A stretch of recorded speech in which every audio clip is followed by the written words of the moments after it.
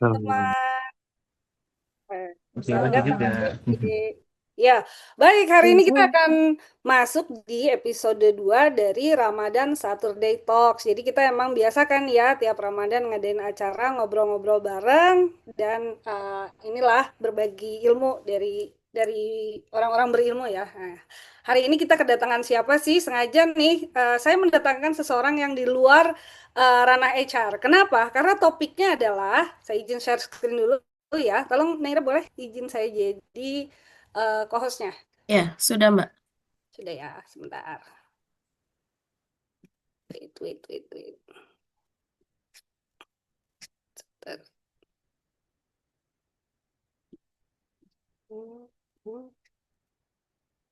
Oh, kamu. Ya, oke. Hari ini kita bakal ngangkat sebuah topik yang sebenarnya udah viralnya udah agak lama ya, yaitu gara-gara Tumblr. Mungkin ada yang ngikutin kasusnya di threads, di Instagram, di Twitter. Ada yang ngikutin kah? Mbak mungkin masih ingat namanya lagi ada Mbak Anita Tumbler ya. Tiba dia menjadi selebgram gitu karena kasus dia viral akibat cuitan dia di thread waktu itu kalau nggak salah. Nah jadi pagi ini kita bakal ngebahas gara-gara Tumblr sejauh apa sih sebenarnya intervensi perusahaan terhadap aktivitas media sosial karyawannya karena kemarin itu akhirnya berdampak pada ada pemutusan hubungan kerja dari sejumlah instansi yang orang-orangnya terlibat di dalam polemik itu tuh gitu. Nah, hari ini kita sudah kedatangan bintang tamu, bintang tamu yaitu Kang Salman Nursiwan Bahtiar. Sengaja kita mengundang beliau dari sosok yang non HR. Kenapa? Karena kadang-kadang HR ini perlu perspektif yang berbeda nih. Nah, beliau adalah ahli komunikasi. Siapa itu Kang Salman? Beliau adalah expert associate di KTM Solution dan pengajar di Fakultas Ilmu Komunikasi Universitas Multimedia Nusantara, mengampu salah satunya mata kuliah komunikasi krisis. Kemudian beliau berkarir di bidang kehumasan dan komunikasi, khususnya komunikasi korporat, lebih dari 25 tahun. Memiliki latar belakang pendidikan komunikasi dan juga kebijakan publik gitu ya. Kalau misalnya ingin kenal lebih dekat, boleh di follow atau di connect di LinkedIn-nya. Kalau mau lebih dekat lagi, silahkan berkunjung ke rumahnya ya. Ya, Baik, itu dia. Selamat pagi, Kang Salman. selamat pagi Teh Ali. Selamat pagi teman-teman semua sedang bisa bergabung berkenalan dengan teman-teman HR. Pagi, Nah, Kang. halo Mbak Rina, apa kabar? Halo, Telin. Baik, Alhamdulillah. Alhamdulillah. Nah, sebentar nih, saya mau mengingatkan sedikit aja tentang ini deh. Ini saya bisa share, belum ke share ya? Voice-nya masuk kan?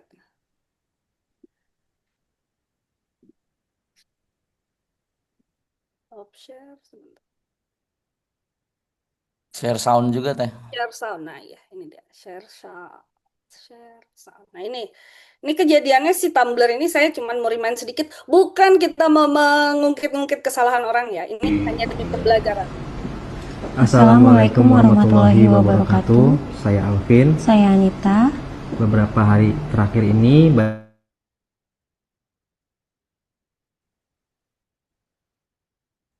banyak berita beredar dan berkembang di sosial media terkait perbuatan kami berdua. Maka dari video yang kami buat ini, kami berdua ingin meminta permohonan maaf sebesar-besarnya, khususnya kepada saudara Argi dan semua pihak terkait yang terkena dampak dan dirugikan atas ucapan dan perbuatan kami berdua. Kami sangat sadar cara kami menyikapi kejadian ini sangat tidak bijak sehingga melukai banyak perasaan orang-orang di luar sana. Dan dari kejadian ini sebagai pembelajaran untuk kami agar lebih berhati-hati lagi ke depannya. Dari lubuk hati kami yang paling dalam, kami sangat meminta maaf yang sebesar-besarnya. Oke. Nah, itu tadi ya kejadian Tumblr-nya. Ada yang ngikutin kasusnya kah sebelumnya? Teman-teman di sini? Boleh kalau ada yang ngikutin boleh kasih jempol mungkin. Kasus di KAI kah? Nah, ya, berarti nggak, iya betul-betul waktu di KRL ya. Oke, Mas Jusman, Om Jusman selalu mengikuti segala macam kasus ya Om ya. Luar biasa Om. Ya itu kan viral banget. Oke, oke, Mau oke. bahas yang lain juga boleh. Soal perang misalnya. Itu Soal juga perang viral. misalnya, soal LPDP misalnya kan yang LPDP, baru viral betul. gitu. Yang viral kita Mungkin follow lah pasti. betul, betul. Mungkin sebelum kita masuk ke Kang Salmannya sendiri, dari teman-teman sendiri ada yang mau kasih pandangan tentang kasus viralitas yang lagi ramai di sosial media nggak? Mangga, kalau ada yang mau open mic dulu silahkan. Kalau mau sharing boleh, pandangannya gimana sih tentang kasus Tumblr ini atau kasus Mbak-Mbak LPDP? Kalau di Threads itu ada Mbak-Mbak Wellness juga ya, Bude-Bude Wellness, Mbak-Mbak Tumblr, Mbak-Mbak LPDP, yang terakhir adalah Mbak-Mbak Sahur ya, yang mengganggu jam tidurnya. Oke, kalau misal, oh ini Mas Rifki Muhammad mau sharing, silakan Mas Rifki. Oh iya, jadi kayak apa ya? Kayak keseringan tuh ada miskomunikasi antara kedua belah pihaknya itu. Jadi kayak tumblernya tiba-tiba salah, tiba-tiba kok malah tumblernya aku salah apa gitu loh. Jadi rasanya tuh masalah sepele aja kok dipermasalahkan gitu loh. Hmm, Jadi tuh jangan ngadain masalah yang belum ada gitu loh. Gak usah ngadain masalah yang belum ada gitu loh. ngadain masalah yang Iya, belum ada. Iya, iya, iya, betul, betul, betul. iya. Mm-mm. Oke, oke, ya. Makasih Mas Rifki. Nah, sebelum Ya, masuk ke sama-sama, sama-sama. ya, sebelum masuk ke materi Kang Salman, saya juga mau cerita sedikit nih. Hari ini per Februari 2025 tahun lalu ya, berarti bukan hari ini, jumlah pengguna sosial media di Indonesia itu 143 juta user. 143 juta user. Jadi hampir hampir setengah dari penduduk Indonesia ya sebenarnya. Dan ini menjadikan Indonesia sebagai negara ketiga teratas di Asia Pasifik sebagai pengguna sosial media. Nah, saya pengen dong sharing sedikit dari teman-teman, boleh di-scan di sini. Kita sharing lewat Mentimeter. Sebenarnya platform media sosial mana yang mungkin nggak sering, tapi yang teman-teman punya akunnya dan mungkin nggak posting nggak apa-apa, tapi scrolling-scrolling cukup sering, kepo-kepo di situ. Silahkan teman-teman dibuka menti.com-nya dengan kode 22853976. Naira mungkin bisa tolong di-share mentinya di chatroom. Boleh dong di-share teman-teman pada punya akun apa nih? Kalau saya Facebook punya, Instagram punya, TikTok punya. Ini yang antara TikTok sama Thread apaan sih nih? Saya juga nggak tahu lagi. Apa ya ini ya? Ranti ini apa sih Ranti? Ini Ranti. Thread itu yang dari IG, Ya, yang Thread saya Twitter punya model tuh. IG. Kalau yang ini nih yang Itu sebelah FOMO, kirinya. FOMO. Itu FOMO Oh, nggak? FOMO. FOMO. Iya Oh, benar-benar. ada lagi FOMO. Bang. Saya ikut juga FOMO. Saya Wah, juga tuh FOMO. FOMO harus ikut Mas Yusman. Nggak bisa, enggak, Pak. Orang HR Hmm. mesti ikut tuh Nanti saya FOMO. coba pelajari. Baru dengar soalnya. Ya, ya. Lumayan FOMO kasar itu ya. FOMO itu HR dibully soalnya kalau di FOMO. Oke, baiklah. LinkedIn ada, YouTube ada, X ada. Kayaknya saya main semua deh ini. Silakan teman-teman. Menti.com 22853976. Kanera mungkin mau share resultnya, silakan. Boleh. Udah pada ngisi belum nih? Link. Wow, wow, wow. Banyak ternyata. Boleh dibesarkan? Nah, iya. Paling banyak Instagram 12. Ini respondennya lagi bertambah terus ya, menuju 20. Kita ada 33 di sini, silahkan. Paling banyak Instagram, Facebook banyak, berarti kayak banyak Gen X deh di sini ya. Karena Gen Z nggak main Facebook ya. Coba teman-teman Gen Z. Ya, coba. YouTube, TikTok, Threads. Banyak loh yang main Threads. LinkedIn udah jelas ya kalau HR nongkrongnya kayak di LinkedIn memperhatikan dinamika sumber daya manusia ya. Paling banyak Instagram. Oh, Facebook tuh jarang. ada Discord juga teh sama tim Speak Discord ya. Oh, ada Discord juga. Iya, iya, iya, benar-benar. Ya, oke. Jadi kita sendiri juga kayaknya cukup banyak yang double-double ya punya punya sosial media. Artinya sosial media memang buat semua orang itu sudah kayak dompet ya harus punya gitu. Dompet malah nggak punya ya. Setiap handphone kayak udah ada sosmednya sekarang gitu. Nah gitu nih. Oke kita langsung aja ke Kang Salman. Kang Salman, yuk ini kita langsung aja nih ngobrol-ngobrol. Terutama Kang Salman sebagai praktisi komunikasi, praktisi PR dengan sekarang nasib sial tidak lihat kalender katanya kalau di pintu tol. Jadi semua orang bisa tiba-tiba viral ya Kang ya. Saya Kemarin anak saya lagi nggak puasa. Dia masuk angin ya, naiklah bus menuju ke Bandung. Tapi karena belum jam buka, dia bilang, boleh nggak ya aku makan, perut aku sakit. Ya udah makan aja, saya bilang gitu kan. Cuman saya agak deg-degan nih, kira-kira ada yang memviralkan nggak? Seorang perempuan sosok berjilbab tapi bermakan tengah hari di dalam bus. Kan saya takut ya jadinya. Gitu. Jadi apa-apa tuh bisa jadi viral gitu loh Kang sekarang. Jadi kalau lagi ketiban sial mungkin kita lagi tidur agak nganga dikit jadi viral gitu-gitu lah Kang. Gimana nih Kang? Mangga Kang Salman? Ya, makasih Kak. Ya, betul. Jadi memang kondisi sisi komunikasinya ya, bahwa kenapa jadi seperti kesannya semua mudah viral itu memang karena nature komunikasinya berubah sebenarnya gitu ya. Yang berubah itu sebenarnya adalah apa yang kita sebut push atau jeda gitu ya. Kalau yang zaman dulu ya orang terbiasa dengan televisi atau dengan koran gitu ya. Ketika ada berita buruk tuh atau berita yang tidak menyenangkan gitu ya, yang saya nggak suka, saya itu dulu ngasih komentarnya itu ya harus nunggu gitu. Kalau misalnya muncul di koran kan saya bikin surat pembaca kalau teman-teman masih ngeh gitu ya, dikirim kan baru besoknya ditayangkan gitu. Di televisi juga mungkin kan gitu. Tapi ketika komunikasinya berubah nih gitu ya, dari bergerak modusnya ya, kalau dulu pakai otot gitu ya, nulis kan pakai otot gitu ya, terus diantar Pak Pos gitu ya, bayang di udara, terus dikirim ke rumah kan pakai, dan berubah menjadi neural gitu ya, kayak kayak kayak serabut saraf bergerak cepat, jeda itu yang hilang. Nah, ini yang penting juga di sisi komunikasi itu adalah orang itu cenderung nggak terlalu berpikir banyak gitu ya.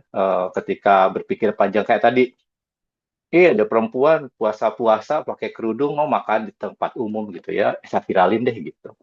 Kalau ketika dulu modus komunikasinya agak lebih panjang, mungkin kita masih mikir-mikir gitu ya, kayak tadi, oh mungkin dia lagi nggak saum gitu ya, atau mungkin lagi sapa atau apapun gitu ya. Sebelum post itu masih pikir-pikir karena ada delay dalam dalam komunikasi. Nah, ketika delay itu hilang, jadi orang itu berlomba-lomba untuk jadi yang pertama ngasih informasi. Ini terjadi di semua aspek gitu ya. Jadi em, itu yang membuat tadi ya jadi viral tuh karena itu gitu. Karena orang tuh em, kan kita kalau pakai sosial media ya kan hampir tiap detik tuh berubah terus informasinya gitu, dan orang tuh ngerasa FOMO gitu ya, fear of missing out dari diskusi itu, sehingga itu sih Alin, bahwa akhirnya hampir semua orang pengguna media sosial itu gemar yang viral bukan cuma karena pengen terkenal, tapi karena mungkin juga dia merasa nggak nyaman nih ketika dia tertinggal dalam penggunaan sosial media gitu. Mungkin agak berbeda dengan generasi-generasi yang lebih berumur gitu ya, yang melihat ini cuman sosial media itu cuma alat bermain gitu ya. Karena ada pergeseran penting juga di media dalam 5 tahun tadi, menggunakan survei yang sama yang dikutip kali itu adalah kalau dulu tuh orang itu menggunakan sosial media itu sesuai namanya ya untuk to maintain kontak gitu ya dengan dunia. Tapi kalau sekarang itu tidak maintain kontak lagi tapi update with the world gitu. Jadi nah tadi karena bicara update, bicara kemutahiran, bicara kecepatan, memang jadi viral itu menjadi fenomena yang umum terjadi. Mungkin gitu sih kalau di teorinya ya, di sisi komunikasinya tadi. Hmm. Kenapa semua viral tuh kali itu. Kenapa semua viral tadi? Iya sih. Jadi kita perlu, kalau dulu ada waktu mikir, kalau sekarang nggak dipikir Nah, betul. penting gitu ya Kang Betul, ya. betul, Oke, betul. itu satu, orang zaman dulu mikir dulu, karena bener sih, kadang-kadang kan asal ceplos aja juga kita nyesel di Betul, belakang ya, kalau lagi betul, ngobrol, singgung nggak ya? betul. Ya. Terus yang kedua tadi, kalau dulunya untuk maintain kontak, sekarang untuk update, Updating. Betul. Jadi kemutahiran yang jadi itu penting dalam berkomunikasi di situ. Kang, nah itu sekarang kalau masuk ke dalam kasusnya nih ya, kasusnya kemarin ada yang viral masalah Tumblr. Terus sebenarnya dia kan hanya mengutarakan masalahnya dia, terus dia seolah-olah dalam tanda kutip sebenarnya minta dukungan kan dari netizen. Oh iya nih, barang mungkin yang dia harapkan adalah iya nih KAI kok nggak jagain barang Ya. penumpang atas segala macam. Ekspektasi dia mungkin asalnya seperti itu. Ternyata sebenarnya netizen masih aman-aman aja sampai kemudian petugas KAI-nya dipecat. Ya, gitu kan. Terus netizen yang penuh dengan empati ini, terutama ada beberapa selebgram sih sebenarnya yang bersuara yang kemudian bilang, lo sekarang udah nambahin lagi pengangguran di Indonesia 1 orang lagi, katanya gitu. Itu kan awal viralitas makin apa jadi bola salju makin panas tuh di situ. Kemudian di akhir netizen merasa perlu menegakkan keadilan, memberikan tekanan gitu ya, dan akhirnya diikutin sama manajemen tempat si Mbak Anita ini kerja. Akhirnya Mbak Anita juga ikut dipecat tuh gitu. tuh. Jadi kayaknya kayak suara massa nih benar-benar bisa ngedikte hukum ya jadinya gitu nih Kang. Gimana Kang? Mangga Kang? Ya, pertama kan kita tuh punya silent majority ya, orang mayoritas yang diem gitu. Tapi kita punya apa, sekelompok kecil yang berisik. Nah, memang yang berisik ini biasanya yang jadi trigger ketika tadi ada kasus-kasus dengan sosial media. Nah, yang kedua ini apa ya, suka atau disuka, tidak suka ya sih akui bahwa orang Indonesia tuh suka drama sebenarnya gitu ya. Jadi ini menjadi bagian penting dari kulturnya kita gitu ya, bahwa saya pikir kita tahu lah kalau ada kecelakaan di jalan tuh pasti macet gitu. Macet itu bukan karena misalnya kecelakaannya untuk jalan, tapi kadang-kadang karena kita yang lewat itu pengen lihat gitu kan, terus nanya gitu, ada apa gitu. Jadi willingness to participate kita tuh besar banget. Dan ini menarik Mas Dema, teman-teman. Dalam 8 tahun terakhir, Indonesia itu sekarang posisinya ke 3 atau keempat ya. Tapi Indonesia pernah dalam 6 tahun berturut-turut itu versinya World Heritage International itu Indonesia menjadi negara paling dermawan di dunia. Jadi orang Indonesia itu nggak mikir 2 kali ketika dimintai tolong, dimintain bantuan gitu. Jadi responnya tuh selalu segera gitu. Nah, makanya tadi seperti yang kasus viral itu orang-orang ketika baca itu gitu ya, mostly ya, hampir semua orang tuh pengen ikut ngasih komen, pengen ikut terlibat gitu ya, atau malah kepo yang dengan isu tersebut. Dan ini yang membuat tadi respon kita tuh jadi cepat banget gitu ya. Ketika ada isu, responnya kita tuh jadi cepat banget. Dan sayangnya, ketika bicara soal perusahaan, di belakang perusahaan itu kan orang manusia juga gitu ya. Nah, kadang-kadang si operator medianya, pengelola sosial medianya juga kayaknya ingin turut berpartisipasi di situ gitu. Apalagi kalau sosial medianya itu ya, Thread sama Twitter. Twitter tuh dikenal orang tuh trigger happy gitu. Jadi kalau di IG itu mungkin komentarnya nggak terlalu segera ya, tapi kalau Twitter tuh ketika ada fenomena langsung cepat dibalas dan bisa berbalas-balas gitu. Jadi memang ini buat Mbak dan Mbak HR gitu ya, kami di komunikasi korporat itu eh, yang nggak pernah di outsource itu adalah Twitter. Jadi harus dipegang sendiri atau mending nggak punya gitu ya. Meskipun Twitter tuh cepat banget ya nyebarnya gitu karena teks juga cepat mudah di ini. Ya. Tapi ya, yang jarang di outsource itu ada Twitter karena entah kenapa orang kayak main Twitter tuh kayak megang pistol gitu ya, dapat tembak-tembak-tembak gitu. Tadi yang lainnya agak lebih mikir-mikir kontennya diperbaiki. Apalagi kalau misalnya di Instagram ya Mas dan Mbak, karena kita tampilan foto harus diedit dulu. Nah itu tuh waktu yang penting untuk kontemplasi apakah konten saya bagus apa enggak. Kalau pakai Twitter, Thread itu ya karena nggak ada gambar gitu ya, nggak ada selubung, nggak harus cakep dan cantik gitu ya, pakai kata-kata jadi segera. Itu sih yang jadi, karena memang secara kultur kita kayak gitu betul orang Indonesia ya. Terus kalau, mangga loh teman-teman ada yang mau ditanyain dulu nggak? Tadi kan udah ada pesen nih dari Kang Salman. Kalau yang lain bisa di outsource, kalau Twitter usahakan jangan di outsource gitu ya, Kang Salman ya. Ya, Kalau betul. kalau Threads sekarang gimana, Kang? Kayaknya kan ada shifting nih. Tapi Threads ini Ya, agak sedikit berbeda, mungkin nggak se harsh Twitter ya. Twitter kayak medan perang, saya kayak masuk tawuran kalau masuk Twitter tuh. tuh. Jadi yang biasanya ke Thread itu juga itu migrasi dari Twitter. Mereka yang capek di Twitter gitu ya, pengen lebih fun biasanya main di Thread gitu ya. Sama kayak orang yang pindahan tuh dari Facebook ke Instagram juga kayak gitu. Karena Sama betul memang masih ramah, lebih ramah gitu ya, dan isunya lebih jenis, lebih fun memang di situ. mungkin ada yang mau sharing dulu dari teman-teman, silakan pengalaman sosial media, akun-akun kantornya mungkin. Sekarang kan malah ada akun yang dijodohin ya. Apa? Ya, Apa kemarin Amanda Brownie sama ada akunnya dijodohin gitu loh, terus dicecein gitu. Ada yang mau sharing dulu silakan loh teman-teman. Apa enggak kalau ada? Oke, kalau misalnya nggak ada nih Kang. Jadi kalau tadi, nah terus Kang, karena sosial media ini ranah pribadi mungkin ya, Pak, bener nggak? Saya nggak tahu. Hari ini bagaimanapun kita sebagai profesional kerja di suatu tempat, kita tuh selalu dipandang sebagai representatif dari kantor tersebut kan ya. Kita pulang kantor naik MRT, LRT, naik busway pakai lanyard kan. Oh ini karyawan BUMN nih, akhlak banget nih lanyardnya.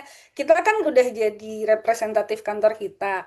Tapi walaupun itu di luar jam kantor, kemudian aktivitas sosial media ini kapan dia menjadi aktivitas yang dianggap personal, kapan memang dia dianggap mewakili perusahaan gitu, sehingga perusahaan bisa intervensi gitu. Dan kalaupun itu personal, sejauh apa sebenarnya perusahaan bisa intervensi, Kang? Mangga. Dua ya, yang nomor satu itu memang ya kalau kami sih di komunikasi bilang udah hilang batas itu sebenarnya. Ketika bicara kalau bisa media massa tuh clear ya. Media massa itu kan ada redaksi ya, teman-teman yang mengolah datanya, mengolah informasi. Jadi ada filtering di situ. Nah, sosial media itu lebih lebih sulit. Kenapa? Karena kalau dalam media massa itu kan berjenjang ya gitu. Kayak misalnya di kantor juga kan kayak gitu. Ketika kita mau buat publikasi perusahaan itu kan ada jenjangnya, ada editor, ada reviewer, baru dipublish. Sosial media nggak punya proses itu. Jadi siapapun bisa jadi produser, siapapun bisa sutradara, siapapun bisa publish informasi. Nah, nomor satu itu gitu. Jadi emang agak sulit dikontrol dan sehingga memang dampaknya adalah agak sulit membedakan mana ini publikasinya perusahaan gitu ya.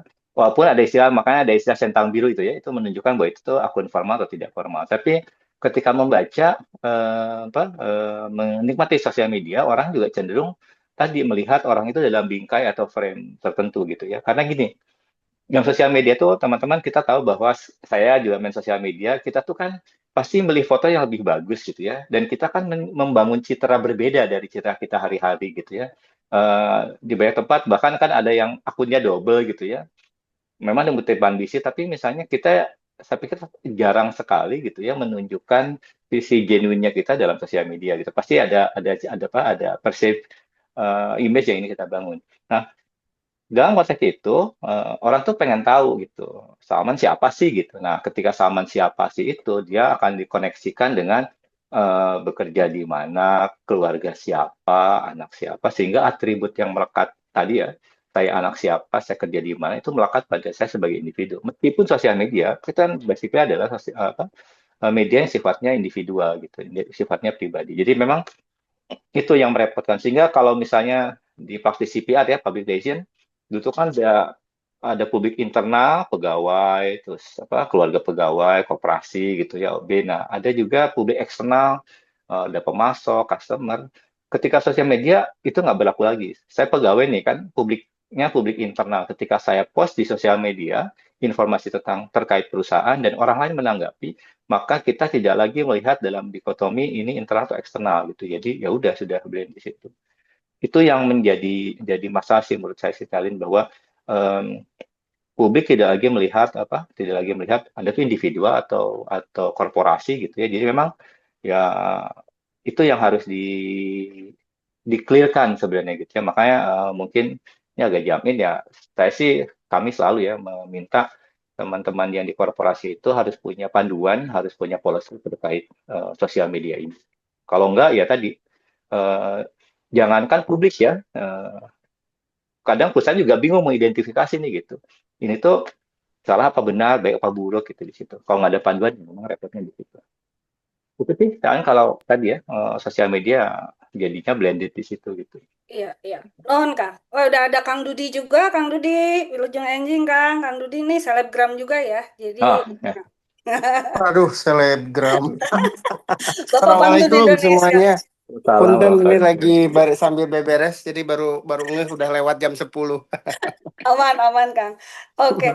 Jadi, Kang Salman balik lagi nih ya. Teman-teman kalau ada yang mau nanya langsung di kolom chat boleh ya, mangga. Dan kalau ada yang mau komen boleh raise hand aja, kita ngobrol aja di sini mah.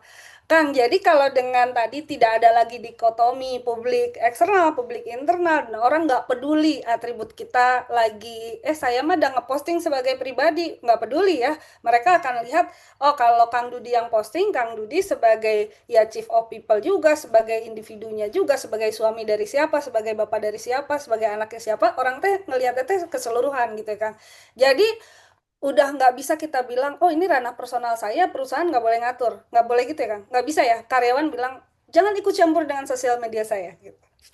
Nah, justru sebaliknya, maka justru sebaliknya bahwa perusahaan itu harus punya aturan soal itu gitu ya.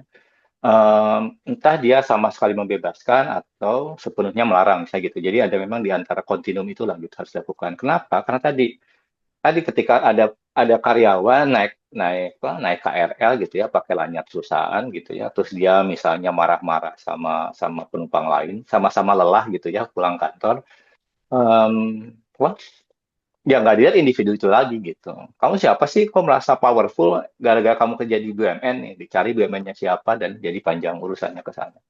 Justru menurut saya yang terpenting adalah malah perusahaan itu punya aturan yang clear ya tentang penggunaan sosial media. Dan aturan ini Mas dan Mbak, kan teman-teman juga terlibat di pembinaan pegawai gitu ya. Ini nggak sepenuhnya soal teknis, soal kapan boleh posting, kapan tidak posting gitu ya. Karena begini, di sosial media itu walaupun tadi ya kita tuh menampilkan topeng gitu ya, tapi seringkali ketika kita ngasih komen gitu ya, memberikan tanggapan pada seseorang kayak gitu-gitu, itu tuh sesuatu yang genuine gitu. Artinya genuine itu memang representing self-nya saya gitu. Sehingga ini buat saya sih Talin dan teman-teman ini menjadi salah satu ukuran seefektif apa budaya perusahaan itu melekat di pegawai sebenarnya gitu ya. Ini saya cerita sedikit. Saya dulu pernah sempat bekerja di grupnya UN ya, United Nations gitu ya. Di basement kami itu Mas Mbak jadi ada kayak food court gitu ya. Nah food court itu saya ingat dia jualan pecel. Pecel itu disajikan dalam 3 media nih gitu ya. Ada yang dikasih dalam styrofoam, ada juga dikasih pakai piring rotan dikasih kertas, gitu ya. Ada juga yang pakai daun dipincuk gitu. Gitu ya. Terus kita kan antri ya, saya antri gitu ya, antri terus ya mau beli gitu ya. Setiap yang nanya, yang itu tanya sama si ibunya tuh, Mas dipakai dibungkus styrofoam atau bungkus atau makan sini gitu ya. Kalau bungkus langsung kasih styrofoam gitu ya. Tapi ketika saya muncul dan waktu itu masih pakai lanyardnya UN gitu ya. Si ibu tuh pas lihat langsung maaf UN ya Mas, langsung nggak nanya lagi styrofoam apa enggak, langsung dia ngasih yang di rotan sama di kertas gitu ya. Karena dia ngeh kayak hampir semua pegawai teman-teman saya yang di UN waktu itu kalau makan itu pasti nggak pakai styrofoam gitu. Meskipun nggak ada aturan itu di kantor, nggak ada kebijakan itu gitu ya, nggak boleh bawa plastik ke atas. Tapi mungkin karena secara kultur kita bicaranya waktu itu memang terkait dengan lingkungan agak di situ. Dan ini jadi baik karena ibu ini yang berada di luar tuh melihat kita bahwa orang UN tuh pasti nggak mau pakai styrofoam. Gitu. Nah ini juga penting Mas Hendra bahwa membangunnya bukan teknis tapi ada value yang dibangun di situ gitu. Karena tadi ketika value-nya nempel di orang gitu ya, orang agak lebih berhati-hati. Saya pikir itu akan jauh lebih efektif dibanding misalnya kita cuma bikin rules, nggak boleh posting di kantor, nggak boleh pakai misalnya sosial media kantor atau seperti itu gitu. Meskipun perusahaan melakukan itu ada ya, ada aja gitu ya. Bahwa dia misalnya ngasih rambu-rambu ini yang boleh diposting dan ini tidak boleh diposting misalnya. Tapi membangun value, makanya buat saya sih kadang-kadang itu jadi ukuran menarik seberapa kuat sih corporate culture-nya muncul ketika orang bermain di sosial media.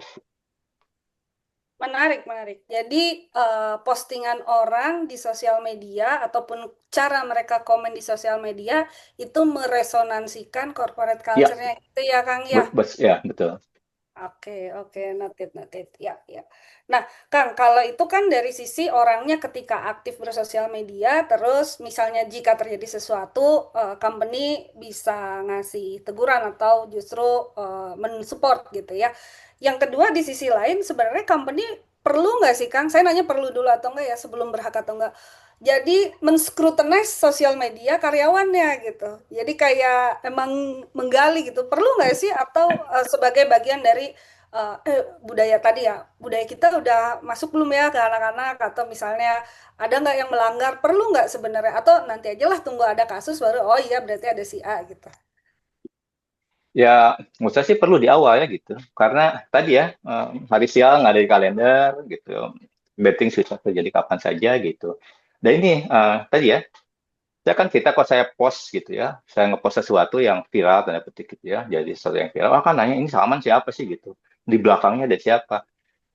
Jangan salah, perusahaan juga akan seperti itu gitu ya. Kita kan juga hidup dalam dalam ruang apa ya, yang banyak prejudisnya gitu ya. Jadi ketika saya ini employee nih, saya ngasih komentar di sosial media, terus perusahaan saya ikut backup atau ikut terlibat dalam dalam ngasih komen. Jadi publik itu akan mereview Salman ini siapa, terus perusahaan ini siapa, yang punyanya siapa, gitu ya. Dan apakah pernah punya kasus sebelumnya gitu ya. Ini yang membuat jadi lebih rumit kondisinya gitu ya. Nah, jadi memang salah satu penting ketika saya punya beberapa klien yang apa ya lagi bikin panduan krisis komunikasi. Ini tuh baru salin ada namanya employee driven communication crisis. Jadi memang ada jadi satu fakultas sendiri ngebahas bagaimana perilaku pegawai itu bisa menciptakan krisis.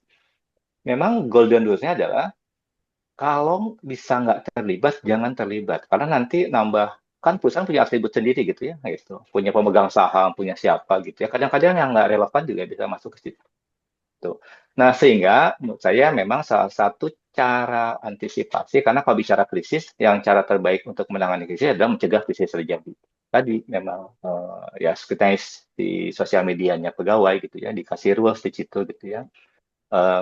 Mana yang boleh, mana yang tidak. Menurut saya sih itu bahwa nanti perusahaan karyawannya ngomong kan terlalu strict ya, kan bisa dinegosiasikan. Tapi menurut saya dalam konteksnya manajemen risiko, dalam konteksnya mencegah konflik dan itu sesuatu yang harus dilakukan sama perusahaan. Karena ya tadi saya bikin masalah di sosial media, orang nanya Salman siapa gitu ya, ditelusuri jejak langkah dan historinya, ketika perusahaan terlibat ditelusuri juga ke sana. Masalahnya adalah kalau kami ini gitu ya, saya si pegawai dan perusahaan pernah punya story yang buruk gitu, itu malah mengamplifikasi dan jadi kemana-mana gitu ya. Itu yang contoh kasus teman-teman mungkin dulu kan ada Bank Century ya, banknya udah rubah nama berkali-kali, sudah ganti pemegang saham, sudah selesai. Tapi once perusahaan tersebut gitu ya, sekarang pemiliknya adalah perusahaan Jepang gitu ya, punya kasus atau masuk media, misalnya gitu ya, pasti dikait-kaitkan lagi, walaupun itu udah sesuatu yang different banget gitu. Itu sih saya pikir. Makanya mencegah lebih baik daripada mengobati untuk kasusnya krisis ya. Betul. Gitu. Betul. Ya, non Kang, ini sebenarnya udah ada beberapa pertanyaan ya di kolom chat, tapi kita nggak akan jawab pertanyaan dulu. Saya sebenarnya lebih pengen kita semua diskusi nih teman-teman. Kita akan masuk ke breakout room boleh ya? Nah, nanti silakan teman-teman bisa sharing mungkin pertama tentang kebijakan yang berlaku kalau di perusahaannya apa, yang barangkali bisa insightful untuk teman-teman dari company lain. Atau kalau teman-teman mau share tentang ada kasus-kasus tertentu yang menarik, unik, dan kita waktu itu punya kasus apa. Ini saya cerita sedikit ya. Ada salah satu klien kita yang kasusnya sebenarnya karyawan perusahaan itu nggak salah. Artinya dia pakai baju kebetulan kayak pramugari gitu ya. Tapi bukan pramugari, sejenis pramugari lah ya. Perempuan, kemudian difoto oleh seseorang gitu ya. Karena mungkin orangnya cantik dan menarik gitu ya. Akhirnya foto tersebut tersebar di sosial media, namun sungguh disayangkan komen-komennya berbau pelecehan seksual. Itu jadinya ya. Nah, orang tua dari si perempuan ini nggak terima. Akhirnya jadinya dia meminta PR dari perusahaan melakukan kayak apa namanya mengklarifikasi tuh kepada publik bahwa menyatakan bahwa kami merasa tersinggung gitu ya. Intinya dia meminta perusahaan untuk bertindak, dok, kok anak saya dilecehkan di sosial media, perusahaan kok diem aja. Intinya gitulah. Dia minta PR-nya perusahaan membuat klarifikasi juga di sosial media dan menyatakan mau menuntut si orang yang nyebarluasin foto itu. Gitulah ya. Jadi kan ini sebenarnya cinta segitiga ya jatuhnya. Nah, karyawan nggak ngapa-ngapain, perusahaan nggak ngapa-ngapain, yang salah sebenarnya si tukang posting ini. Dan tukang postingnya ternyata tukang bakso kalau nggak salah ya. Ya. Kebayangkan bahwa sosial media ini memang dari CEO sampai orang yang tidak berpendidikan pun main di sana. Jadi kayak kadang-kadang CEO ngomentarin postingan tukang bakso juga kan kalau dalam percakapan sehari-hari itu kan nggak akan terjadi gitu ya Kang ya. Nah gitu. Jadi monggo misalnya teman-teman punya kasus terkait dinamika sosial media ini di karyawan, mangga silahkan kita masuk ke breakout room, nggak usah lama-lama, kita masuk kurang lebih 4 menit aja, silahkan sharing kasus yang menarik atau kebijakan yang udah berlaku yang mungkin insightful gitu buat teman-teman di company lain. Breakout room-nya boleh tolong dibuka, Neira, Oke. silahkan. Ya.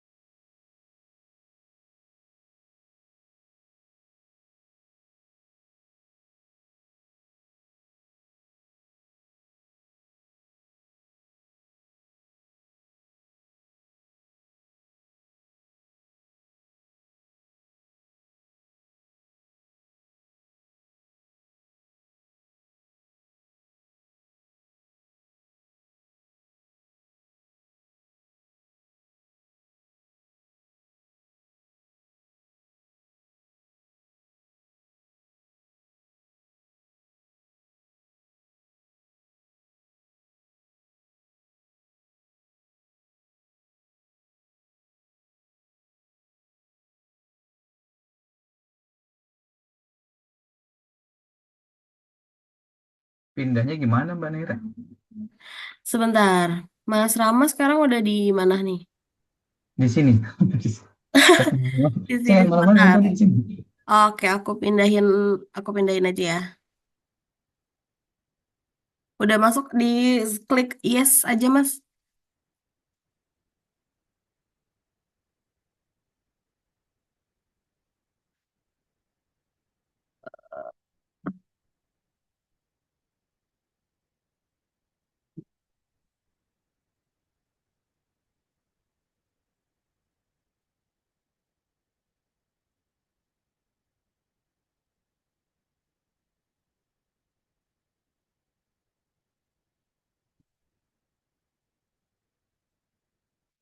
Hmm.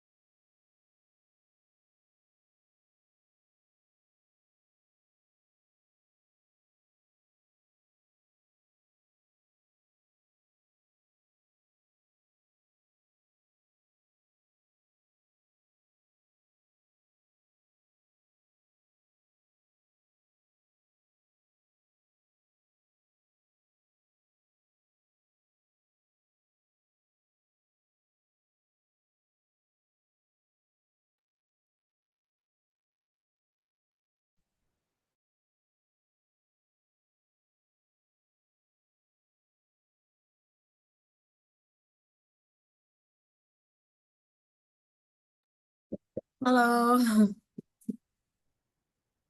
halo, selamat pagi, ke room 6. Halo Mbak Nira, selamat pagi. Gimana? Udah diskusi? Malam Selamat pagi. pagi. Belum, kita belum diskusi, baru start.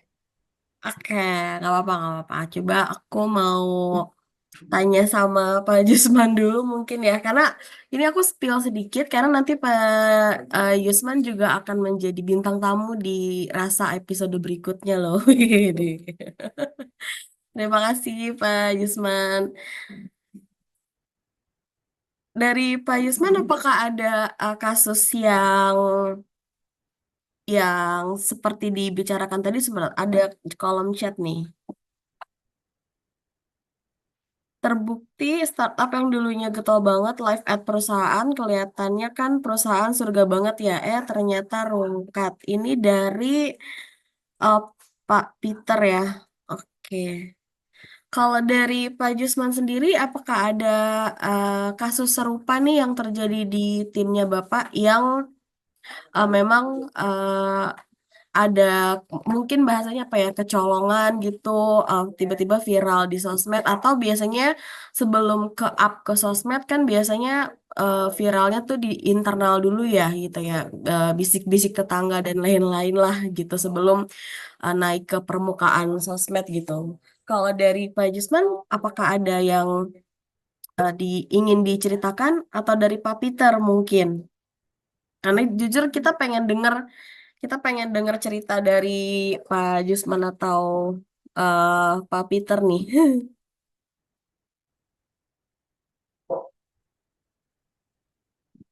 Tuh, silakan. Atau dari Pak Peter deh. Itu maksudnya gimana tuh Pak? Biasanya kan live at ini gitu ya. Terus a day in my life di sini gitu ya. Nah, mungkin boleh diceritakan Pak Peter? Iya, itu kalau chat saya dibaca itu kan ada yang sebelumnya ya, Mbak ya. Oh iya, sorry. Mm-mm. Nah, itu tuh. Bentar. Ya, jadi dulu ex kantor saya itu CEO-nya itu dengan tegas mengeluarkan kebijakan bahwa karyawan itu nggak perlu foto-foto di ruangan atau di kantornya gitu ya, terus disebar ke sosial media, nggak butuh gitu. Mm-mm. Ya. Terus dia menjelaskan, pertama, bisnis itu kan dinamis ya, Iya. kadang naik, kadang turun gitu. Nah, ketika kita terlalu asik mencitrakan perusahaan itu sebagai entitas yang sempurna gitu ya, seperti banyak startup yang kemarin lah gitu. Sedangkan mungkin performanya lagi turun gitu. Nah, ini tuh bisa mengundang backfire ke brand perusahaan yang lagi dibangun, ya kan? Nah, jadi saya sangat setuju sama CEO saya itu ya waktu itu bahwa brand perusahaan itu harus dikurasi benar-benar gitu, ya kan? Bukan disebar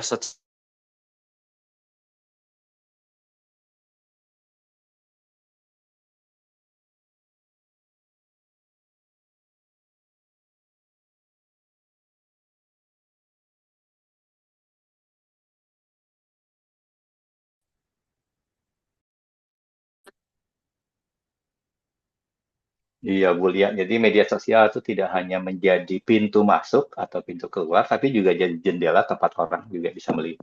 Jadi Wah, ada konsepnya situ.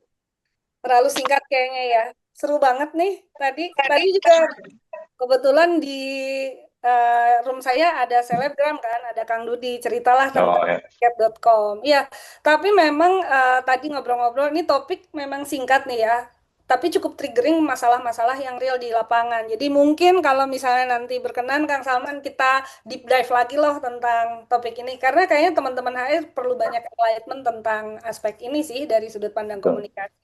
Kalian Oke. halal bihalal Teh Halim. Ih, asik, iya, gas. betul. Om Yusman, gimana Iya. nih? Kalau mau offline tuan rumah lah tiket. Asik. Nih. Cakep. Gas. Oke tuh.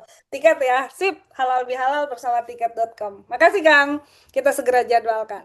Oke, teman-teman, ini kan sudah ada beberapa pertanyaan. Mungkin ini saya mau share sedikit beberapa kasus, bukan cuma di Indonesia, di internasional pun kan sempat kejadian nih. Pas ada orang yang mau di-hire sama Cisco, dia posting, Cisco just offered me a job. Now I have to weigh the utility of a fatty paycheck against the daily commute to San Jose and hating the work. Katanya gitu.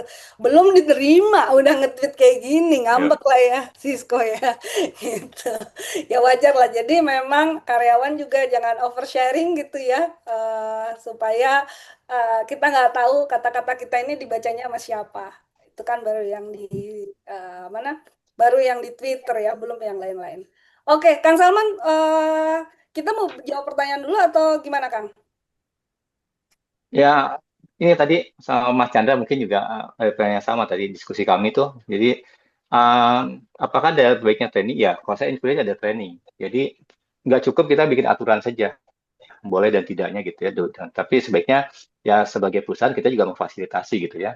Kalau mereka dilarang itu apa yang dilarang apa gitu ya. Dan saya pikir yang di kantor saya lakukan dulu menarik. Jadi ada materi trainingnya online kayak nonton video gitu ya, LMS ya. Jadi ada learning management sistemnya. Terus ada kayak kuis yang harus diisi. Kalau nilai saya di atas 70 berarti lolos gitu. Udah. Jadi dan mungkin bisa dilakukan reguler ya kan, kalau perusahaan itu setiap tahun kan ada yang misalnya tanda tangan fakta integritas, GCG mungkin bisa masuk di situ juga. Menurut saya mengupdate tentang bagaimana menggunakan sosial media lebih dengan bijak jauh lebih efektif dibanding kita membuat peraturan yang bicara soal do dan don'ts gitu. Jadi apakah perlu dimasukkan di kontrak? Ya mungkin tadi kalau yang teknisnya saya pikir agak sulit masukin ke kontrak ya karena akan sangat detail dan rigid gitu ya. Sementara kan sosial media berubah-ubah terus gitu ya. Jadi mungkin yang prinsipal tadi ya, maaf, reputasi perusahaan, menjaga sikap dan itu. Nah, tadi teknisnya kita nggak ngasih dalam bentuk aturan, tapi kita kasih tadi dalam bentuk peningkatan kapasitas, kasih training, dan mereka bisa pas di situ gitu. Nah, kalau yang akun-akun alter itu, yang di kalian tentu kan, ya saya pikir hampir di semua perusahaan ya, kita tuh kan sektor informal berkembang sangat pesat ya gitu. Jadi, dan soal itu saya banyak pegawai juga nggak merasa bersalah nih gitu. Saya ngantor sampai saya jualan gitu ya, jualan di bikin toko online. Nah mungkin itu juga menurut saya salah satu yang jadi juga diperhatikannya gitu. Jadi akun-akun alter ini kan banyak ya gitu. Apalagi Gen Alpha ya saya nggak tahu. Anak saya tuh punya akun alter 3-4 gitu. Jadi ada yang khusus follow sekolah gitu ya untuk acara ini. Ada yang juga buat pribadi. Ada yang teman-temannya aja gitu. Jadi ya karena mereka merasa tadi privasinya tuh jadi terganggu. Mereka tuh pengen pakai sosial media tapi nggak mau privasi terganggu. Jadi bikin sosial media berdasar circle gitu ya. Nah itu mungkin salah satu yang fenomena itu sih. Maksudnya di satu sisi kita tuh sangat melindungi privasi, di sisi lain kita selalu pengen tampil gitu. Makanya punya berbagai akun gitu ya. Dan sah aja kan, Kang? Boleh-boleh aja kan? Iya, boleh-boleh aja tadi. Karena apalagi tadi saya cerita tadi kan mungkin kan dia mau jualan kan gitu ya. Jadi ya, tapi mungkin ya kalau yang kita kontrol tuh value orangnya deh gitu ya, tidak dikontrol sama medianya. Kalau mengontrol media sulit, apalagi nanti misalnya diadukan soal pelanggaran HAM lah, kebebasan berpendapat dan lain-lain. Betul. Gitu ya. Ya. Nah tadi yang aku mau sharing sedikit boleh nggak? Ya. Satu video tentang fenomena akun ini ya, teman-teman luar biasa loh. Ini punya second account kewajiban bagi Gen Z. Second account tuh bagi mereka tuh apa buat lebih bebas ngepost apa aja? Kewajiban nih ya, ngepost apa aja, ngepost pacaran di second, orang tua di second biasanya bang. Lu buka, misalkan lu cewek Gen Z nih, lu scroll ke bawah tuh, emaknya nggak ada di situ. Gue pikir ini apa Gen Z yatim semua apa gimana? Nggak pernah ada foto nyokap gitu kan? Ternyata di second di expose sama dia. Orang tua di second account. Orang tua di second account, pacar di second account.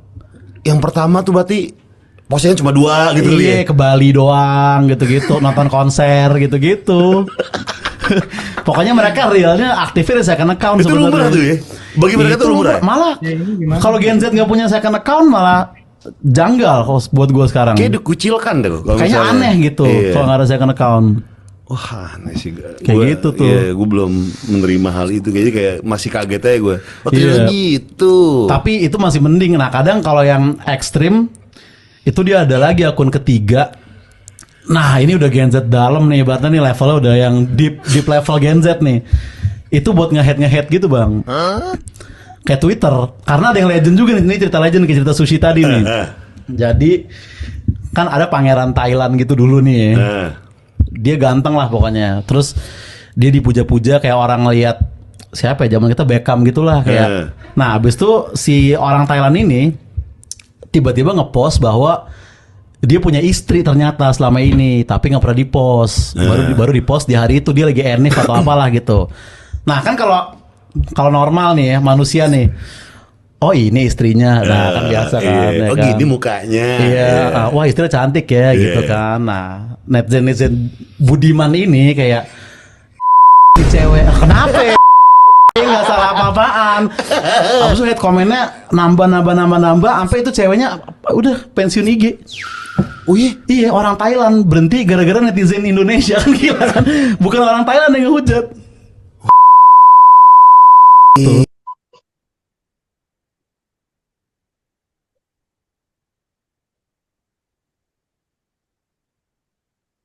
Ya begitulah.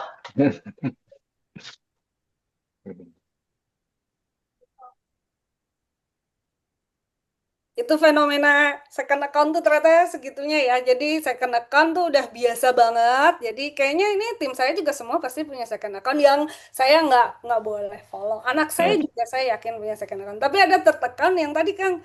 Jadi first account, second account masih agak cakep lah ya, masih baik gitu sopan. Jadi head comment-nya tuh di third account. Nah itu kan tadi bener sih kata Kang Salman, mau ngejar-ngejar akun sampai berapa juga orang bisa bikin. Iya, Iya kan, tapi betul. bukan di situ gitu poinnya ya Kang ya. Oke, Mangga. Silakan kalau teman-teman ada yang mau ditanyain lagi, Mangga langsung di chat room aja atau boleh raise hand. Ini kemudian Kang Salman dengan sosmed ini banyak yang jadi suka sharing tentang perusahaan. Ada yang proud of, tapi ada juga yang spill negative experience. Misalnya ke e-commerce. Nih, e-commerce nih, e-commerce. Iya. Atau akun-akun lain. Nah, gimana employee bisa aware batasan sosmed ethics yang konkret agar lebih bisa bijak bersosmed agar muncul positive awareness juga gitu. Mangga Kang?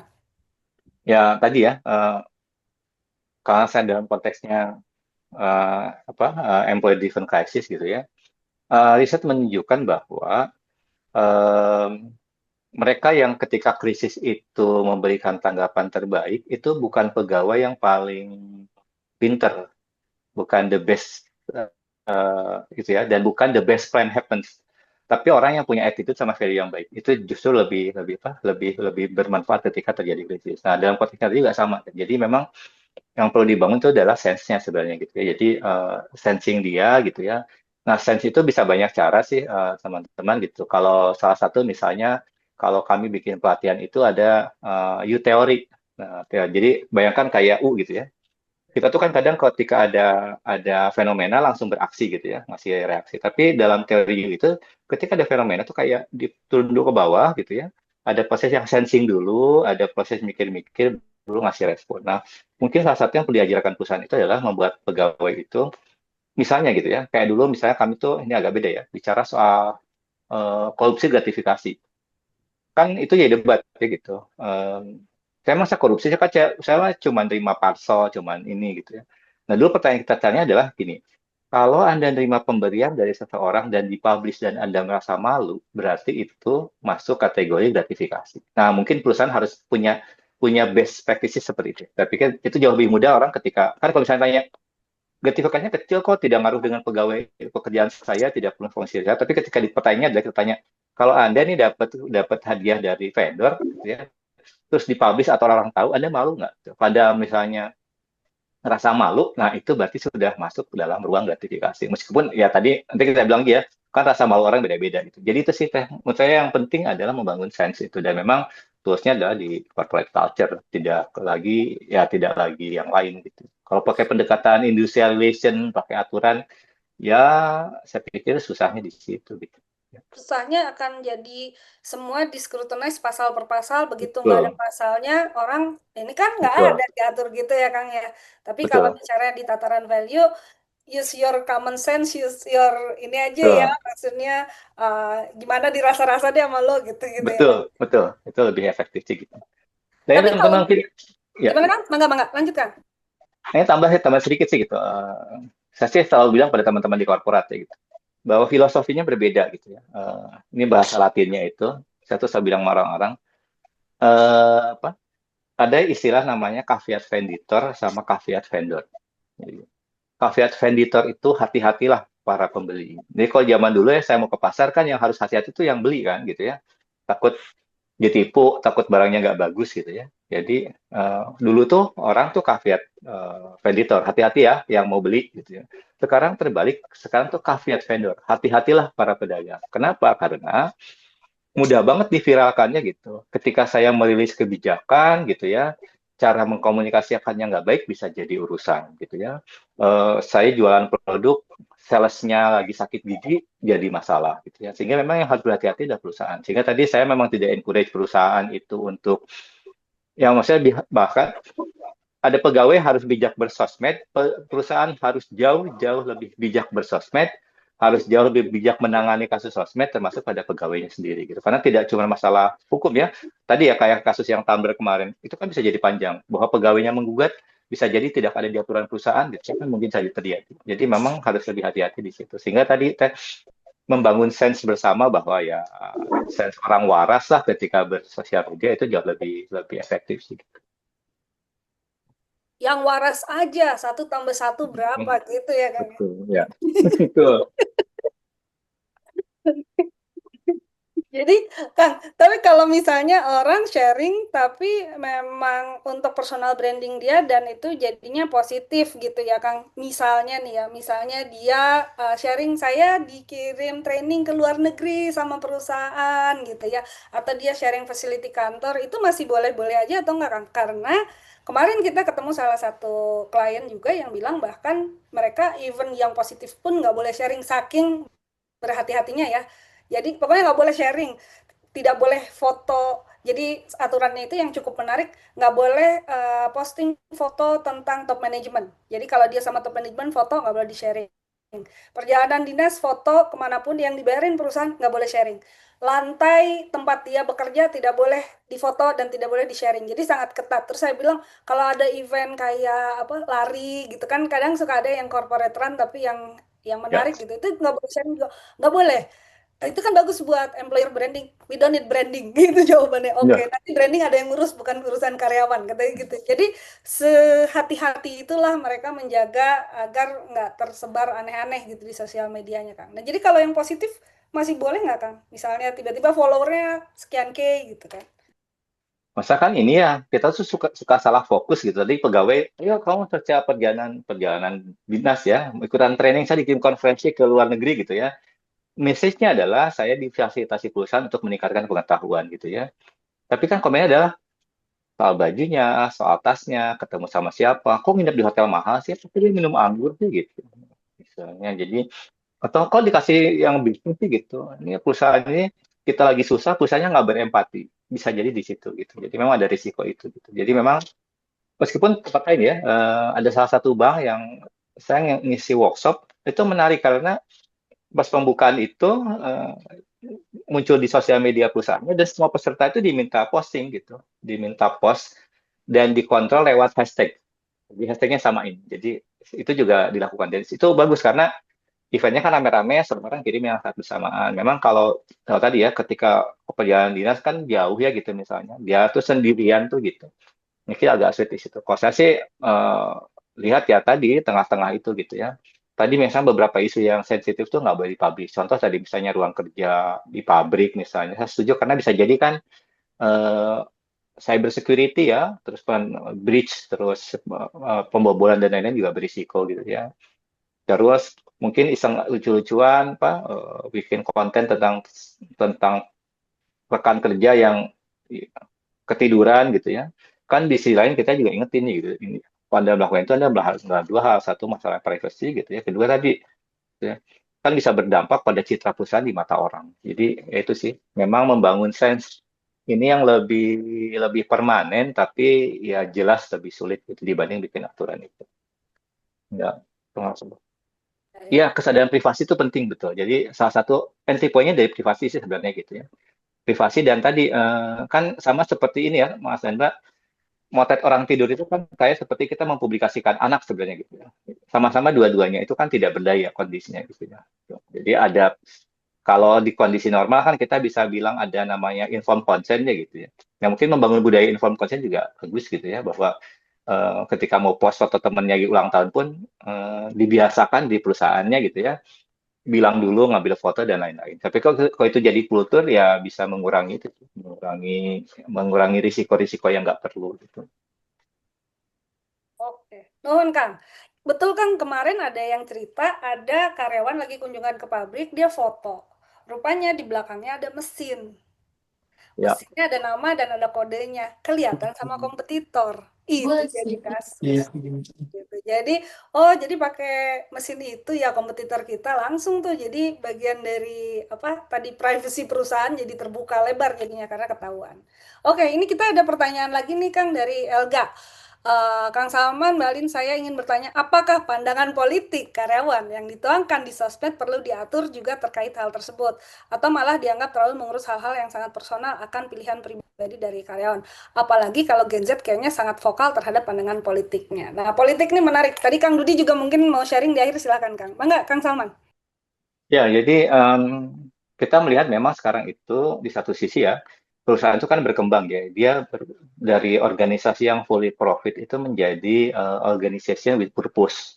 Ketika perusahaan punya purpose-nya misalnya ya, purpose lingkungan, maka dia juga secara sadar tidak sadar akan mengadvokasi isu-isu tersebut gitu ya. Nah, sehingga memang bahwa nanti pegawainya punya ideologi itu menjadi sesuatu yang lumrah gitu ya. Kan contoh misalnya ada perusahaan kosmetik yang concern soal misalnya soal lingkungan gitu ya.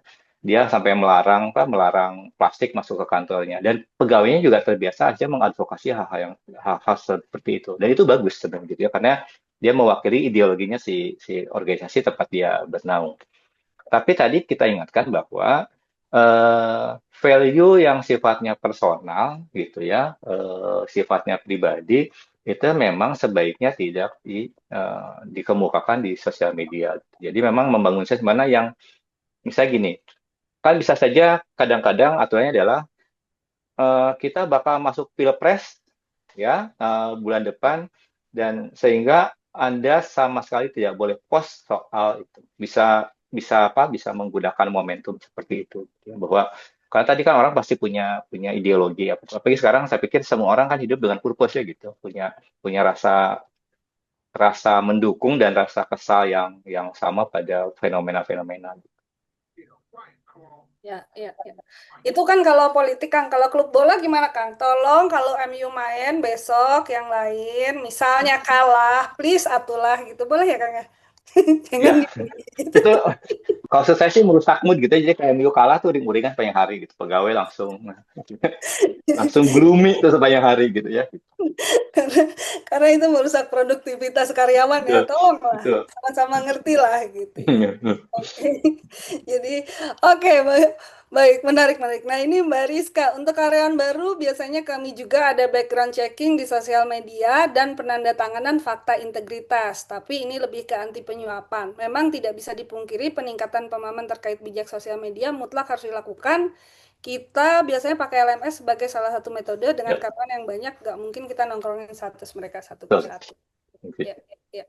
Kemarin juga ada tim saya lagi apply sekolah ke Amerika, udah diterima, udah dapat LOA, tapi itu akan di background checking lagi sekali lagi dari aktivitas sosial media. Jadi emang sekarang sekolah pun yang Ivy League itu scrutinize aktivitas sosial media dari calon siswanya ya. Baik. Bangga. Kang, mungkin ada yang mau disampaikan lagi? Nah, ini ada juga culture evidence kerja itu pakai foto, yang suka komuter pasti suka lihat. Gimana nih Mas Rama? Saya nggak paham nih, culture evidence kerja. Gimana Mas? Silakan, boleh. Saya sering, karena saya komuter ya, jadi saya sering naik LRT, sekarang sih LRT, dulu KRL. Itu busway juga. Itu kadang-kadang ada ngelihat teman-teman OB itu cleaning service, dia lagi bersihin apa, itu temennya moto, bersihin apa, moto. Nah, itu mungkin itu ya laporan ke grupnya ya, atau mereka punya aplikasi dan sebagainya. Tapi kan naturnya kita tuh gatel ya jarinya ya, gitu ya. Betul. Di post di post kayaknya. Which is itu bagus gitu. Tapi ada juga fenomena foto dengan pejabat gitu, Kang Salman. Ya, ada juga kan foto-foto dengan pejabat seakan-akan memang apa namanya punya kedekatan tertentu, nyambung dengan yang politik tadi tuh, gitu kan. Ya. Ketika kita punya foto berbackground kepala staf presiden kan beda rasanya ya, apalagi itu dimasukkan ke sosial medianya masing-masing. Nah, ini fenomena kah atau memang it's on purpose gitu? Ini yang membuat saya juga curious gitu. Saya Ya. mah posting foto sama Kang Dudi aja soalnya. Nggak ada foto sama presiden. Mangga, silakan Kang. Ya tadi kan salah satu memang sosial media itu orang kan pengen itu ya, updated sama engage sebenarnya gitu ya. Ingin membangun citra yang tertentu di lingkungan. Jadi tadi bahwa fenomena kedua ya, fenomena foto sama seleb, foto sama ini gitu ya, itu muncul yang kedua itu gitu, karena pengen merasa bahwa saya ini bagian dari komunitas A, komunitas B, sehingga foto-foto jadi penting gitu ya. Nah, yang pertama memang tadi menurut saya sih yang salah satu dibangun adalah kebetulan kantor saya bekerja di perusahaan sampai sekarang gitu ya, yang masih concern soal privacy gitu ya gitu kebetulan. Nah, mungkin ini juga bisa jadi masuk sih Mas Rama, bahwa pegawai itu dibilang gini, kalau mau post foto biasakan minta izin dulu, karena ada juga sih orang yang difoto dan happy aja gitu ya, tapi ada juga yang mungkin merasa terganggu gitu. Nah, mungkin itu saya pikir sesuatu yang bisa diajarkan di awal, bahwa perlu inform consent, perlu bilang, perlu minta izin gitu ya. Karena kan kita kadang-kadang ini ya merasa ada orang terus difoto sama kita post, terus orang tersinggung, kita bilang, ih kamu udah difoto aja udah bagus gitu, saya repot-repot motresin gitu. Karena kita ngerasa bahwa kita pengen diekspos, beberapa kan tidak tim. Tapi itu sih isunya di privacy misalnya gitu, bahwa jangan posti orang kalau misalnya, kan kantorku sederhana gitu ya, nggak boleh motret orang lagi tidur sama orang lagi makan, karena itu tuh lagi lagi defenseless gitu ya, di dua itu tuh kan kadang tidak kontrol ya, ketika makan sama ketika tidur gitu. Nah itu yang waktu itu nggak boleh. Kalau bikin event boleh foto lagi workshop, boleh foto lagi nulis, tapi tidak boleh foto ketika makan. Ya kalau mau foto makanannya aja gitu. Jadi kayak gitu-gitu. Mungkin ya dibangun di kultur sih, di corporate culture yang dibangun. Ya. Jadi orang tidur, orang makan itu defenseless ya, benar sih. Karena mukanya ya banget. Betul, nggak bisa gitu. Terkontrol. Nah ini juga untuk yang udah jadi orang tua, jangan lupa edukasi sosmed ini, jangan sampai postingan anak burden untuk orang tua. Anaknya posting Rubicon, toh bapaknya yang kena ya Kang ya. Betul. Atau yang sudah punya pasangan tetap. Jadi kalau masih kontrak pasangannya nggak apa-apa gitu ya Mas Yusman ya. Pasangan PKWTT katanya. PKWTT. Oh itu PKWTT tuh gitu. Oh iya pasangan. Jadi kalau masih gonta-ganti ya boleh lah gitu ya. Ya karena sekarang ternyata banyak yang terdampak, istrinya yang hilang tumbler, suaminya yang keseret-seret. Istrinya yang posting paspor, suaminya yang disuruh ganti rugi berapa miliar gitu kan ya Kang. Betul. Itu paling amsyong tahun ini kayaknya tuh di awal tahun. Udah pamer gitu ya. Iya, aduh sayang. Padahal masih Februari ya gitu, masih ada 10 bulan lagi nih. Iya. Gitu. Awal kan sudah mulai ini gebrakannya gitu. Menarik. Boleh. Mangga kalau ada yang mau open mic, ada yang ditanyakan atau mau di-sharing, silakan loh teman-teman. Karena kita tinggal 6 menit lagi sebelum kita nanti foto bareng kali ya. Dan juga ada feedback. Silakan kalau ada yang mau. Ada hadiah nggak Teh jadinya? Oh ada dong. Ada hadiah, nanti ada hadiah. Hadiahnya tumbler, karena hari ini gara-gara tumbler ya. Hadiahnya tumbler yang nanti akan dikirimkan ke alamat teman-teman. Silakan. Ada lagi yang mau bertanya? Mau komen? Sharing? Tanya sama Kang Salman dong. Enggak. Kang, ini mungkin kayak prinsip-prinsip apa yang harusnya jadiin concern ketika kita mau buat rules lah gitu di company. Oke, prinsipnya 1, 2 mungkin nggak yang harus detail, tapi prinsip-prinsipnya seperti apa gitu.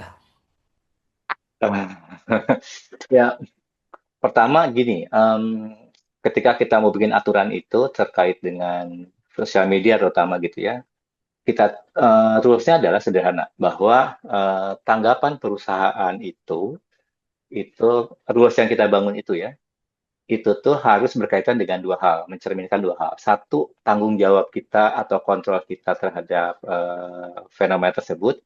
Sama kedua, karena sosial media ya, ancaman reputasi. Jadi sederhananya begini. Kalau kita mau bikin rules tentang sosial media, nomor satu tuh kita harus ngukur nih.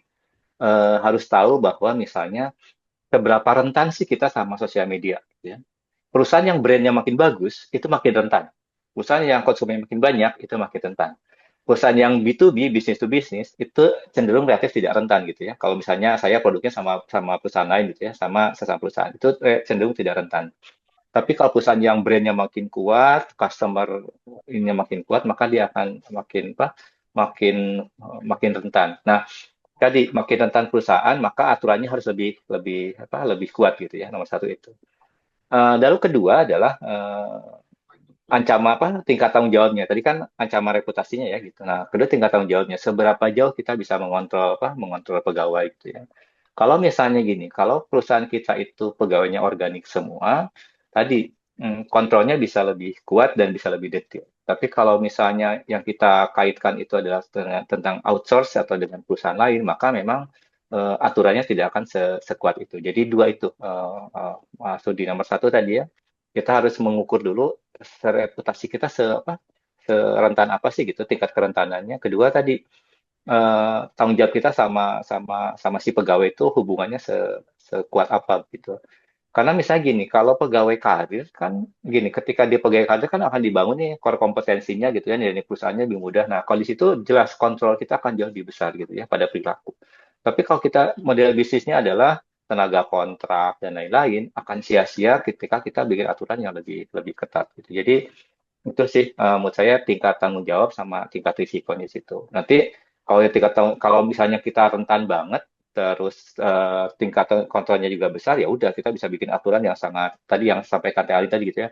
Perjalanan dinas nggak boleh foto, pimpinan nggak boleh foto. Tapi kalau misalnya kontrolnya wingspan-nya jauh gitu ya, terus kedua tidak karir ya bisa lebih loose gitu. Karena gini, kalau pegawainya kontrak semua kan kita bisa ngeles ya sebagai perusahaan gitu ya. Bahwa kita nggak punya kontrol terhadap perilaku karena kita itu hubungannya adalah services gitu. Tapi kalau pegawai sendiri pakai identitas perusahaan, bagian dari perusahaan, kita jelas akan fully responsible pada perilakunya mereka.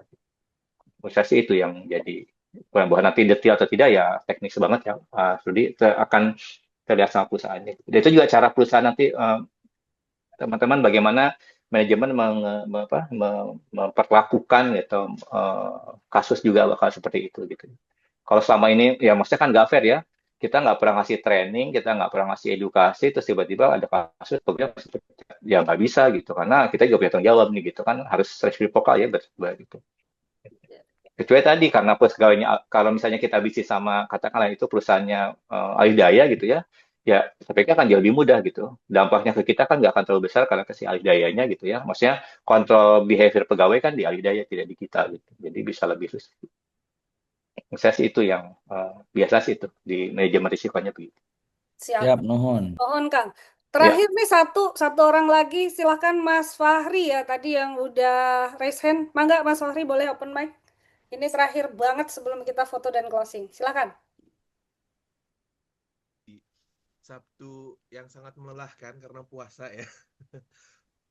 Pertanyaannya gini sih Kang, kalau misalnya teman-teman semua, pertanyaannya adalah bagaimana kalau misalnya terjadi kebocoran informasi itu karena hobi sebuah, jadi kita punya tamu misalnya, case yang terjadi, dia pejabat publik, dia biasanya pejabat publik sekarang lagi musim happening kan ngevlog, bikin video gitu. Nah, kebetulan suatu hari ketika dia mampir ke kantor saya, ke pabrik saya, kesepil terjadi gara-gara video dia sekilas. Kan orang-orang sekarang makin teliti dengan video produk yang sebenarnya lagi kami rahasiain gitu. Wah, jadi lumayan PR. Nah, kalau misalnya yang terjadi adalah seorang pejabat atasan atau tamu yang mungkin levelnya sangat tinggi, above di setara atau di atasnya BOD, bagaimana kita membuat sebuah aturan terkait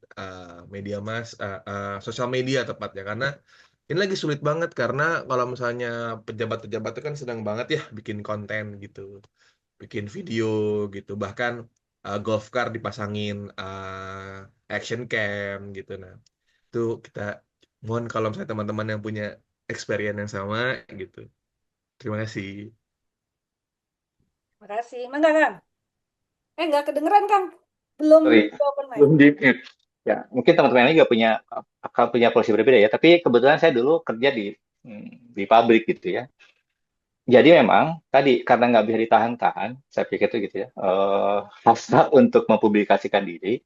Kalau saran saya sih kita buat ruang saja, mana ruang tertutup, mana ruang publik. Misalnya gini, jadi ketika si pejabat publik itu datang ke kantor, ke ruang meeting, ruang publikasi, saran saya kita siapkan panggungnya di situ sehingga dia bisa post dengan background menarik gitu ya. Tapi ketika masuk katakan karya produksi, kita udah bikin kita udah bikin peraturan ketat bahwa nggak boleh bawa kamera, nggak boleh mempublikasikan dan lain-lain. Jadi itu aja.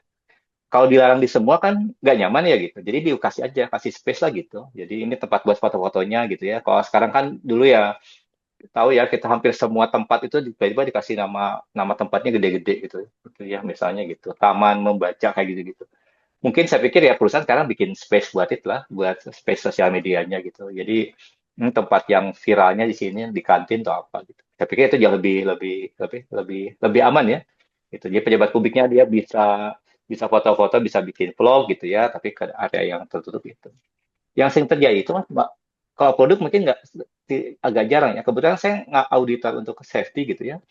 Kadang-kadang kan ketika masuk kawasan produksi itu kelihatan pegawai nggak pakai helm, nggak pakai sarung tangan. Nah itu kan jadi temuan gitu. Itu yang malah kecil tapi jadi berulang dan bisa jadi risiko gitu. Bisa itu. Ya sih mas, mending difasilitasi. Sekarang nggak bisa dilarang gitu ya. Jadi ya udah dikasih ruang aja, kasih space aja gitu. Mana yang bisa bermain dan mana yang agak serius gitu. Ya, baik, Naira Ya. mungkin bisa linknya Naira. Baik teman-teman, terima kasih untuk hari Sabtunya yang menyenangkan ini ya ngobrol dengan Kang Salman, insight-nya banyak banget. Sebelumnya mungkin Kang Salman ada closing statement dulu kan untuk teman-teman AR menjelang halal bihalal nanti katanya di tiket.com Kang.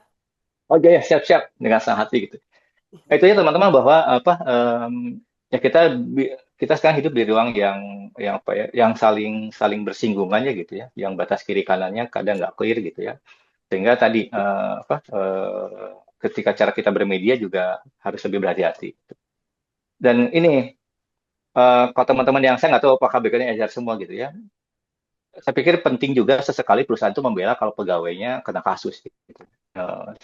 Karena kan yang paling mudah ya udah Pembela ya. ya betul karena gini oke lah dia bermasalah di sosial media terus kita pecat ya itu easy way gitu ya tapi benar apa tidak gitu karena kadang perusahaan juga harus apa ya harus menunjukkan posisinya yang clear gitu, bahwa dia anak buah saya dia kerja tempat saya dan kewajiban kami sebagai perusahaan melindungi dia selama dalam pekerjaan gitu ya selama yang dia post nggak salah ya gitu ya misalnya gitu karena di sisi lain kita juga tahu teman-teman bahwa mereka yang main sosial media itu kan juga membawa beban dalam hidupnya gitu ya saya kesal sama maaf nih saya kesal sama presiden saya kesal sama apa gitu ya saya kesal sama orang di rumah ketika ada kasus jadi ya cepet banget gitu ya kadang-kadang ya pegawai kita hilaf dan dia jadi katarsis untuk hal-hal yang sebenarnya di luar tanggung jawabnya dia dan saya pikir itu penting buat perusahaan menunjukkan posisi bahwa kalau dia memang nggak salah ya harus dibela gitu saya itu karena itu akan membangun value-nya perusahaan saya pikir itu bahwa ya kalau main pecat aja yang mudah sih tapi kan ya saya pikir kita kan berinvestasi pada manusia ya kali ini ya gitu dan ketika berinvestasi sama pegawai kita kan mengharapkan bahwa pegawai ini juga ikut terlibat secara dalam dengan kita kan biaya training rekrutmen juga kan costly sebenarnya gitu ya jadi tadi sebelum melakukan sama pegawai kalau mau post mikir-mikir dulu manajemen kalau mau ngasih tindakan juga pikir-pikir dulu itu aja ukurannya tadi reputasi ukurannya tadi di sisi risiko mana yang lebih berat itu mungkin closingnya kalau dari saya sih teman-teman terima kasih banyak Kang Salman baik teman-teman jangan lupa minggu depan kita akan ada lagi dan topiknya adalah tentang boleh Kang Naira di-share topiknya adalah tentang Gen XYZ ya. Jadi kita akan ngobrol lintas generasi 3 orang. Akan diwakili Gen Alfanya ada Kak Elga, kemudian Gen Millennials-nya ada Mas Odi dari Jakpro ya.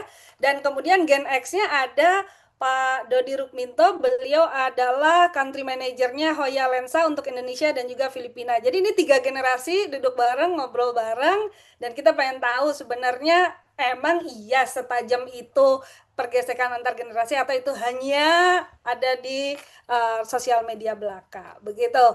Teman-teman, kita foto bareng dulu, boleh open cam ya. Jadi nanti jangan lupa ikut lagi di sesi minggu depan. Sekarang kita foto bareng dulu dan nanti akan ada Mentimeter untuk minta feedback dari teman-teman terhadap acara-acara yang kita mau lakukan ke depannya ya. Silakan, mangga yuk. Mangga kita open cam semua. Neira boleh mungkin jangan di highlight berarti ya supaya Siap. Oke. Oke, baik. Eh, jangan ada yang di highlight berarti nih. Nah, gitu. Oke. Ada berapa layar? Ada 2. Oke, sip. Baik. Yuk. Layar 1 dulu ya. Iya. 2, 1. Oke, sekali lagi untuk layar kedua. 3, 2, 1. Oke, terima kasih. Boleh di-scan teman-teman Mentimeternya. Kita minta feedback dari teman-teman. Masuk ke menti.com di kode 16100404. Mangga, kita minta feedbacknya. Boleh, Naira mungkin sambil di-share. Jadi narsum buat minggu depan ada di sini nih. Mas Odi ada ya? Tadi kayaknya ada Mas Odi deh. Ada Mbak Elga juga, kemudian Pak Dodi nggak ikut, nanti insya Allah minggu depan hadir. Oke, apa insight yang didapatkan? Wow, wah ini seru-seru. Oke, kemudian ada pertanyaan berapa, nih? Nah, ini 20 responden, silakan ditunggu 16 orang lagi. Ada 2 pertanyaan nanti. Oke, nanti ada pertanyaan berikutnya.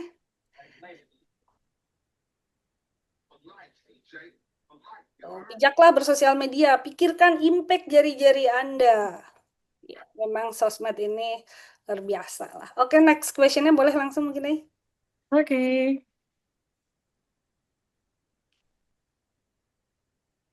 Next questionnya. Nah, silakan. Usulan topik yang menarik untuk kita bahas lagi bersama. Mangga.